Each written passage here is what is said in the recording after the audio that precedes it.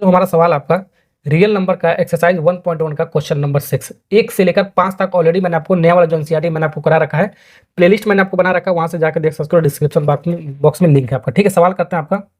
ठीक है, सवाल का आंसर निकालते हैं। इसमें आपका दो पार्ट है आपका।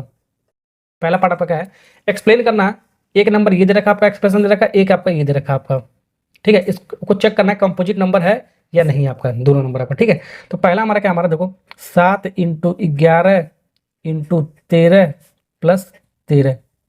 अब ऐसे वाले सवाल को हम कैसे करते हैं, इसमें देखो सबसे पहले कॉमन, या तो पूरा मल्टीप्लाई करके देख सकते हो कंपोजिट नंबर है या नहीं आपको। ठीक है, या तो इसमें आपको सीधे सीधे आपको करना, आपको क्या, आपको ऐसे आपको करना है, तो अभी आपको अच्छे से नंबर मिलेगा आपको। ठीक है, 13 13 आपका कॉमन है, तो 13 हम क्या कर देंगे, कॉमन ले लेंगे। जब 13 कॉमन लोगे तो हमारा ये क्या बचेगा, 7 बचेगा आपका, 11 बचेगा। अब 13 कॉमन लेगो तो आपका 1 बचेगा आपका, 13 से कट के आपका 1 बचेगा आपका, और 13 से यहाँ पे डिवाइड करोगे आपका 13 कदम 13 1 बचेगा आपका कॉमन लेने पर आपका। ठीक है, अब इसको सॉल्व करो, हमारा कितना आपका 13 इंटू 7 7 11 77, और ये कितना होगा 77 प्लस 1। यहाँ से क्या लिख सकते हो 13 इंटू 78, और इसको क्या लिख सकते हो 13 इंटू 78 को क्या लिख सकते हो 13 छक्का 78।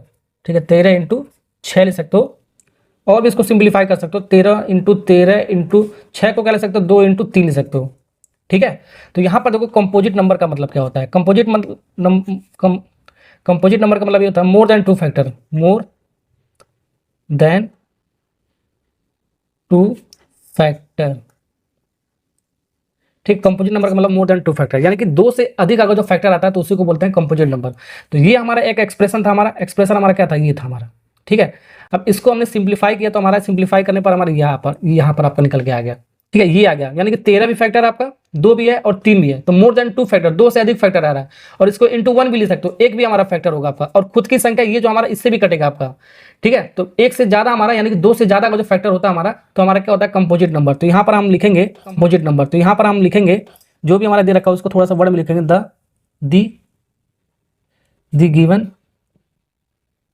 Given expression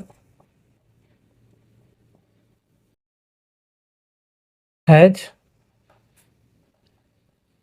more than two factor, more than two factor. ठीक है, मोर देन टू फैक्टर, और फैक्टर का नाम लिख सकते हो, क्या क्या हमारा है 13 2 13, रिपीट करना दोबारा, 13 2 3, एक भी लिख सकते हो या ना लिखो। ठीक है, 13 2 3 यानी मोर देन टू फैक्टर आ गया हमारा, ये होगा सिंस देयरफॉर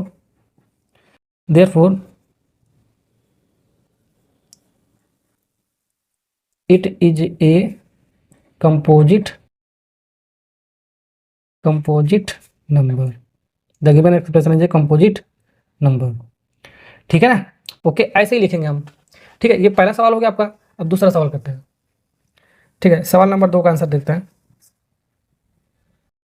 इसमें भी आपका क्या आपका, ये सवाल नंबर 2 का आपका 7 into 6 into 5 into 4 into 3 into 2 into 1 plus 5, ये था आपका सवाल नंबर 2। ठीक है, इसको करते हैं। यहाँ पर देखो 5 इसके अंदर कॉमन है आपका, और इसके अंदर आपका 5 कॉमन है आपका, तो 5 हम क्या कर लेंगे, कॉमन ले लेंगे। ठीक है, तो यहाँ पर 7 बचा, 6 बचा, कॉमन निकालने के बाद पूरा निकल गया, तो 1 बचा इंटू 4 बचा, 3 बचा, 2 बचा इंटू 1 बचा, प्लस यहाँ पर 1 बचा। इसको यहाँ से लेकर यहाँ तक इसको सॉल्व करोगे तो आपका आएगा कितना, एक पाएगा 1008 आएगा, 1008 आएगा आपका, और प्लस 1 जोड़ोगे तो आपका कितना आएगा 5 इंटू 1000, कितना आएगा आपका 9 आएगा आपका, 1009 आएगा। और इसको इंटू 1 भी ले सकते हो, इंटू 1 भी ले सकते हो। ठीक है, तो इस एक्सप्रेशन का हमारा, ये जो एक्सप्रेशन है हमारा जो दिया हमारा, इसका कितना फैक्टर आपका आ गया, देखो एक भी फैक्टर आ गया आपका, ये भी फैक्टर आ गया, ये भी फैक्टर आ गया, और खुद की संख्या से भी आपका कटेगा, तो मोर देन क्या आएगा आपका, मोर देन टू फैक्टर आ गया आपका, मोर देन टू फैक्टर। जब मोर देन टू फैक्टर आता है तो क्या होता है आपका, given expression is a composite number. तो ये, तो वही चीज स्टेटमेंट हम सेम टू सेम लिख देंगे जो हमने उसके ऊपर अभी लिखा है स्टेटमेंट, आपको सेम लिखना है आपको।